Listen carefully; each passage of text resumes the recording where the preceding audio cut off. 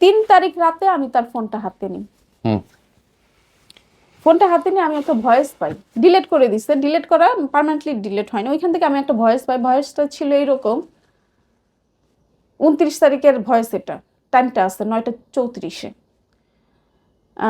এই তো বাসা থেকে বের হইলাম, আরে দেখো নাই ওইখানে পানি জমে আছে, দেখলাই তো, রিক্সা পাই নাই, হেঁটে হেঁটে পুরো বৃষ্টিতে ভিজে আমি বাসায় আসলাম, তুমি ঠিক মতো বাসায় গেছো কি না, কথা হলো না, তোমার সাথে একটু কথা বলার জন্য বাইরে আসলাম, আর গেছো কি না ঠিক মতো। তখন ওই ওই পাশ থেকে মেয়েটা বলতেছে আমি ওয়াশরুমে আছি, বের হয়ে কল দিই। তখন এই কথার প্রত্যুত্তরও বললো, মাঝে মাঝে তোমার উপর এত রাগ হয় মনে হয় জাতা দিয়া ধরি, জাতা দিয়া ধরি ঠিকই আদর করার সময়।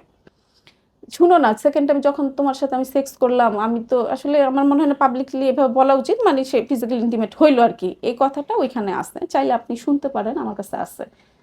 আমি এটা শুনে তো আবার শকড। সে এই যে আমার সাথে 1 সপ্তাহ কথা বলেন, এখানে শুয়ে ফলাইছে। এই যে ভাইয়া শোয়ার ব্যাপারটা কিন্তু একদিনের না, এটা কিন্তু লং প্রসেসিং, দ্যাট মিনস এগুলো চলতেই থাকে। আমাকে যখন কেউ বলবে আসো শুই, ব্যাপারটা এরকম না আমি শুয়ে পড়লাম, আমাকে কনভিন্স করতে হবে, নানানটা কথা বলতে হবে, জল্পনা কল্পনা করে আমাকে বেড পর্যন্ত নিতে হবে। তখন আমার মনে হইলো যে ও কখনোই ভালো ছিলই না, ও কখনো ভালো ছিলই না। ওর এই লং প্রসেসিং চলতেই থাকে, যখন ধরা খায়, যে আইডি নিয়ে ধরা খায় ওই আইডিটা ডিএক্টিভ করে আরেকটা আইডি, কিন্তু মেয়েগুলো তো চলে যায় না, ওর তো মাথায় আছে কোন মেয়েদের সাথে কথা বল, ওইগুলার আবার এই আইডিতে নেয়, আবার সে করে। আমার মনে হয় প্রতিদিন, আমার মনে হয় হয়তো 2-1 দিন বাজে কারো না কারোর সাথে ও ডেট করে। রুম ডেট তো করে, ওইটা আলাদা, ওইটা তো প্রতিদিন সম্ভব না, কিন্তু ডেটে ওর কেউ না কেউ থাকে প্রতিদিন।